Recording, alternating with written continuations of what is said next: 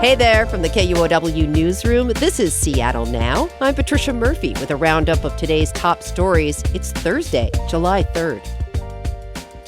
A King County official and candidate for county executive has been arrested. Scott Greenstone has that story. John Arthur Wilson's campaign for executive was engulfed in scandal in May when news broke that his ex-fiancée, Lee Keller, filed a restraining order against him. Keller alleges he stalked her, won't stop contacting her, came to her home to burst in and kiss her against her will. Then, on Wednesday night, police arrested Wilson outside Keller's Seattle home for allegedly violating the restraining order. Before this arrest, Wilson spoke with KUOW about Keller's previous allegations. He pointed out she filed a similar restraining order last year, but then the two reconciled and let it lapse. There's a pattern here where she files things, she quickly takes them back, then she wants to come back, we give it a try, but she cannot stick to a commitment. A King County prosecutor and domestic violence expert told KUOW it's common for alleged victims to withdraw filings several times. Wilson is currently the King County assessor, managing appraisers assessing taxable property values. King County Council, the mayor of Seattle, and a number of other elected officials have called on him to step down. His first appearance in court after his arrest is this afternoon. Scott Greenstone, KUOW News. Congress has finally sent its big spending bill to President Trump. It includes tax breaks and $10 billion for Mars missions.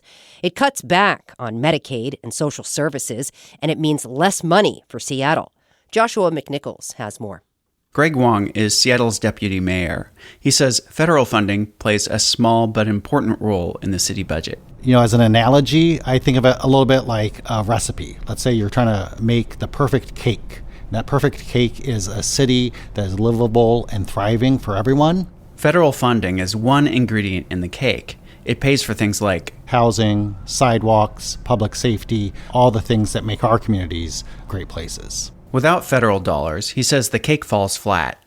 Last week, Mayor Bruce Harrell announced a plan to raise more money from the top 10% of Seattle's wealthiest companies. If passed by the city council, it'll go before voters this fall.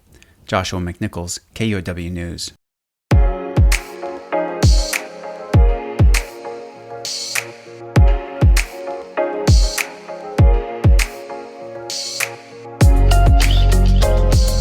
Washington Governor Bob Ferguson will not pardon a Pierce County man who's set to be deported to South Sudan. Gustavo Segrero reports. In a letter to an attorney representing the Pierce County man, the governor's office explained the pardon would allow for Tuan Phan's release into the community without any oversight after serving 25 years in prison. That's a problem for the governor. When Phan, a Vietnamese national, was 18, he was convicted of murder and assault after a fight broke out between a group of his friends and another, where he shot and killed one person and wounded two others. After he was released into ICE custody earlier this year, he had submitted paperwork to be deported to Vietnam, but the Trump administration wants to deport him to South Sudan, a country the State Department has urged people not to travel to. Phan has no ties to that country. The move now seems more likely to happen since the U.S. Supreme Court signed off on it today. Vietnam has recently taken deportees from the U.S., leading his family to say the point of his deportation was just a matter of cruelty.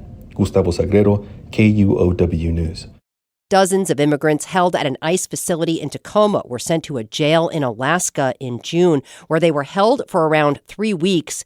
This drew criticism and questions from immigrant advocates and congressional lawmakers. And now the remaining immigrants that were kept in Alaska have been moved again. KNKX's Mitch Borden reports.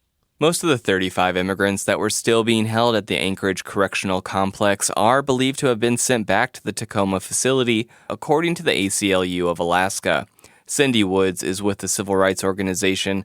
She says the immigrants faced a lot of challenges while being detained at the Alaska jail, including being pepper sprayed at one point.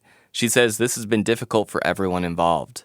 The amount of frustration that it has caused to state officials, to ICE officials, to the families and loved ones of those detained, and to the detainees themselves who have been subjected to, cruel treatment. The ACLU of Alaska is demanding the state no longer take custody of ICE detainees. longer than 72 hours, unless it improves the conditions they are held in. I'm Mitch Borden reporting. The ACLU of Alaska says the immigrants were originally sent to the Alaska jail due to overcrowding at the Tacoma ICE facility. KNKX reached out to ICE for comment, but so far the agency has not given an update on the situation. Relatives of Manuel Ellis, the Tacoma man who died while being arrested by police in 2020, are speaking out about their decision to accept a $6 million settlement with the city of Tacoma. Money will never, ever be enough to bring my son back when all I have is the cemetery to go to. That was Marcia Carter Patterson speaking to reporters yesterday, the audio courtesy of Cairo 7 News. She says her family decided to settle their wrongful death lawsuit this week so they wouldn't have to go through a long, painful civil trial. A jury acquitted the 3 officers charged with Ellis's death in 2023. This new settlement comes on top of a $4 million settlement Ellis's relatives reached with Pierce County in 2022. They say they plan to use the money to create a foundation in Manuel Ellis's name.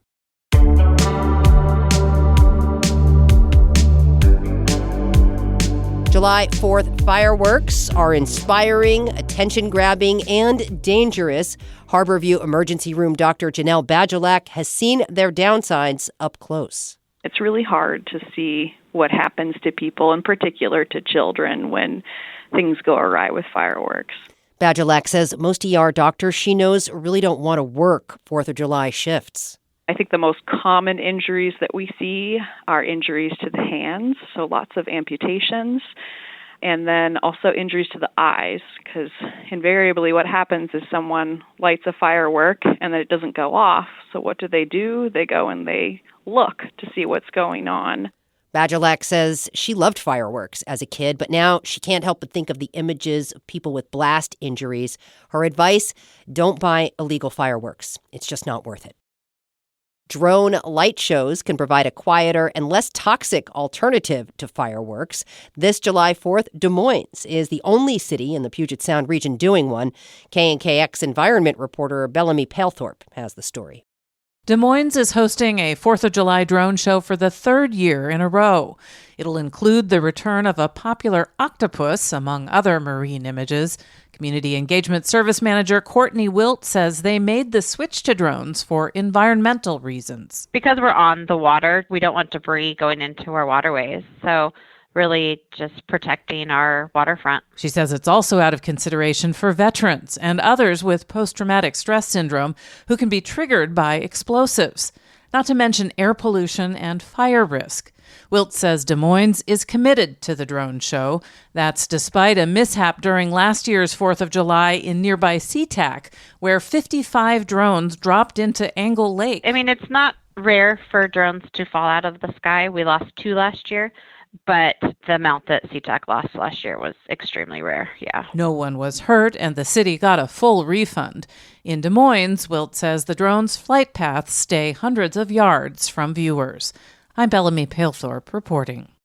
Port of Seattle officials expect around 900,000 people to pass through SeaTac Airport between today and Monday. That's about a 6% increase from the same July 4th holiday period last year. They say Sunday will be the busiest day, with nearly 200,000 travelers arriving or departing. A SeaTac spokesperson recommends avoiding congestion on the airport drives by using transit alternatives and cutting down on the time in the security line by signing up for SpotSaver. It's been a relatively quiet fire season so far in the Pacific Northwest, but a recent study found that more frequent wildfires have been erasing air quality gains in the United States. Joan Casey is an environmental epidemiologist at the University of Washington. She was quoted in a recent article in The Atlantic with the eye-catching headline, "America's Coming Smoke Epidemic." She spoke with KUOW's Kim Malcolm about the impact of wildfire smoke on humans. The main thing we're worried about with wildfire smoke are fine particulate matter. These little particles, about 30 of them fit across a human hair. And when you inhale them, they go deep into your lungs. They can move into your bloodstream. And that's where problems really start to arise. We'll see inflammation in the body, oxidative stress, DNA damage, epigenetic changes, things you don't want happening to your body. And that means this exposure can be linked to a host of adverse health outcomes. The main ones we've seen so far are in the days following exposure to wildfire smoke. We see elevated emergency department visits for things like respiratory disease and cardiovascular disease. So how do you go about studying those effects? What do you focus on? Well, I'm an environmental epidemiologist, and so what I do is use really large data sets, electronic health record data, for example, on millions of people. And we're able to link people based on where they live to how much wildfire smoke they're exposed to over time. And then generally what we're doing is comparing people with really high levels of exposure to folks with lower levels of exposure that are otherwise pretty similar individuals. The only thing that really differs is how much smoke they experience. And then we're able to look at this association and see, are people exposed to higher levels of wildfire smoke having more, for example, cases of incident dementia, as in some of our work, or more cancer endpoints, or more emergency departments for asthma, for example. Joan, in that piece in The Atlantic, you say, concerning the science around smoke effects, that, quote, we are in the preschool stage of development. Why do you say that? So I have a preschooler. Congratulations. Constantly asking me, why? And I think that's sort of where we're at in our understanding of the long-term implications of wildfire smoke. We have mostly a series of unanswered questions here that we need to work on to build this mental model of how wildfire smoke impacts health. We need to know things like, when does exposure matter during a person's life? Does this differ by disease condition we're interested in? During what point of life does exposure matter? It might be that 20 years ago is the relevant time period for exposure to wildfire smoke and development of lung cancer. We just had this kind of extremely long list that I think my preschooler, isn't quite ready to come up with. But in that vein, we have a lot of whys. So the piece in The Atlantic forecasts a coming smoke epidemic. Do you agree with that? How concerned are you about that? Well, the CDC defines an epidemic as an unexpected increase in disease cases in an area. I actually think, indeed, this is sort of the track we're on with wildfire smoke exposure. We know that kids born in 2020 are going to experience at least 2 times as much smoke exposure during their lives as folks born in the 1960s. And with that, I anticipate we'll see additional adverse health outcomes, especially potentially for kids that are exposed during stages of lung development that might have downstream implications for their health many years later. It sounds like quite a bit of your work is focused on children and the impact that air quality has on kids in the early stages of their development. Are there some kids that you're more concerned about than others? The literature, including my work, consistently is showing that kids living in lower income households or in poorer communities seem to have worse health outcomes for the same level of smoke exposure. And so I'm really interested in these equity concerns, and I would like us to try to make sure our policies and practices protect the most vulnerable. And if we do that, everyone else will benefit as well. Joan Casey is an environmental epidemiologist at the University of Washington. She spoke with KUOW's Kim Malcolm. Next time on Seattle Now, it's Casual Friday. Our panel discusses Visit Seattle's new AI chatbot that's custom built to give potential tourists information about the city. Let's hope it doesn't hallucinate. I was thinking about the hallucinating aspect of AI. And it's like, well, what if AI has watched Sleepless in Seattle and thinks that you can take a boat from, your houseboat on Lake Union over to Alki without an issue. And you can drive north on the Fremont Bridge like Meg Ryan does and end up in West Seattle. And that's all for today from the KUOW Newsroom in Seattle. Our producer is Andy Hurst. The interview in today's episode was produced by John O'Brien. And I'm Patricia Murphy. Seattle Now and KUOW are members of the NPR network. See you later.